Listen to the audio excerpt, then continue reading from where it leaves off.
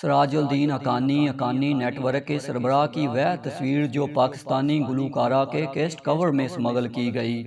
طالبان کی جانب سے کابل پر قبضے کے تقریباً 3 ہفتے بعد عبوری کابینہ کا اعلان دنیا بھر کے اخبارات اور نشریاتی اداروں کے لیے بڑی خبر تھی۔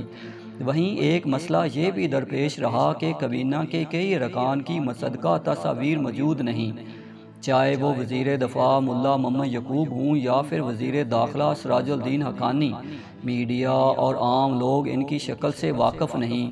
افغانستان کے حقانی نیٹ ورک کے سربراہ سراج الدین حقانی ایسی شخصیت ہیں جن کی تلاش میں مدد دینے والے فرد کے لیے انعام کی رقم کا جو پوسٹر امریکی حکام کی جانب سے شائع کیا گیا، اس پر ان کے 2 خاکے اور ایک ایسی تصویر موجود ہے جس پر ان کا چہرہ واضح طور پر نہیں دیکھا جا سکتا۔ اس تصویر کو سراج الدین حقانی کی وہ تصویر قرار دیا جاتا ہے جو عام ریکارڈ میں موجود ہے، اور یہ تصویر بنانے اور اس کی اشاعت کی کہانی انتہائی دلچسپ اور عجیب ہے۔ یہ جنوری 2010 کی بات ہے جب نشریاتی ادارے الجزیرہ کے ساتھ منسلک ایک افغان صحافی نے اپنے ذرائع سے درخواست کی کہ سراج الدین حقانی کے ساتھ انٹرویو کروایا جائے۔ دن اور وقت مقرر ہوا۔ افغان صحافی نے کئی دن سفر کرنے کے بعد سراج الدین حقانی سے ملاقات کی، انٹرویو کیا اور ان کی تصویر بنا لی۔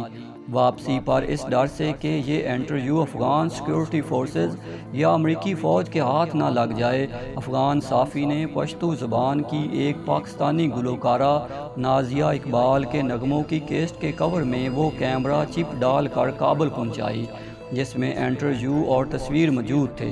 یہ افغان صحافی سید عبداللہ نظامی ہیں جو کئی سال پہلے ہی اپنا ملک چھوڑ کر لندن منتقل ہو گئے ہیں۔ وہ بتاتے ہیں کہ کابل سے نکلنے کے بعد انہوں نے کئی دن سفر کیا اور پھر آخرکار ایک دور دراز گاؤں میں ان کی ایک آدمی سے ملاقات ہوئی۔ انہیں خلیفہ صاحب کے نام سے پکارا جاتا تھا اور دنیا انہیں سراج الدین حقانی کے نام سے جانتی تھی۔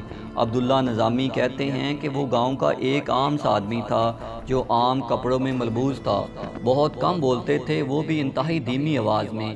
ان کے مطابق سراج الدین حقانی نے ایک سفید ٹوپی پہن رکھی تھی۔ ان کے سر پر طالبان یا مولویوں کی طرح کوئی پگڑی نہیں تھی۔ میں نے اس سے کہا کوئی پگڑی تو پہن لیں، کیوں نہ کہ طالبان کے سروں پر پگڑیاں ہوتی ہیں۔ وہ مان گیا، پگڑی پہنی اور پگڑی کے بعد چادر بھی اوڑھ لی۔ اسی دوران انٹرویو بھی لیا اور تصویر بھی کھینچ لی۔ سید عبداللہ نظامی کے مطابق سراج الدین حقانی کا انٹرویو کرنے کے بعد جب وہ دوبارہ کابل کی طرف روانہ ہوئے تو ڈر یہ تھا کہ یہ انٹرویو رستے میں افغان سیکورٹی فورسز یا نیٹو فورسز کے ہاتھ نہ لگ جائے۔ وہ کہتے ہیں کہ میں نے سوچا کہ اگر ایسا ہوا تو نہ صرف یہ خصوصی انٹرویو ہاتھ سے نکل جائے گا بلکہ سراج الدین حقانی کے ٹھکانے کے حوالے سے بھی پوچھ گچھ ہوگی۔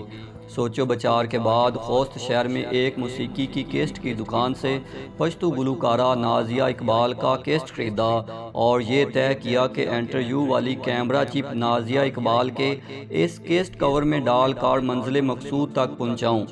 اس وقت سراج الدین حقانی اقوام متحدہ کی جانب سے جاری کردہ دہشت گردوں کی بلیک لسٹ میں موجود ہیں اور امریکی محکمہ خارجہ کی جانب سے اس انعام کی رقم کے ساتھ سراج الدین حقانی کی یہیں وہ تصویر بھی لگی ہوئی ہے۔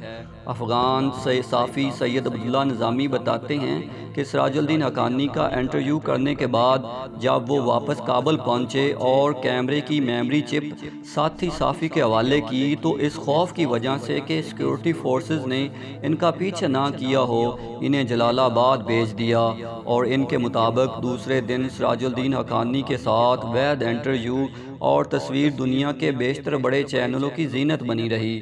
اب موجودہ صورتحال کے مطابق ہو سکتا ہے کہ کچھ دنوں کے بعد سراج الدین حقانی منظر عام پر آ جائیں اور اب تک چھپ کے زندگی گزارنے والے یہ خلیفہ شاید کسی دن افغان دکانداروں کے سامنے بھی آ جائیں، لیکن اس کے بعد ان کی تصویر کی اہمیت پہلی اور وہ تصویر کی طرح نہیں ہوگی۔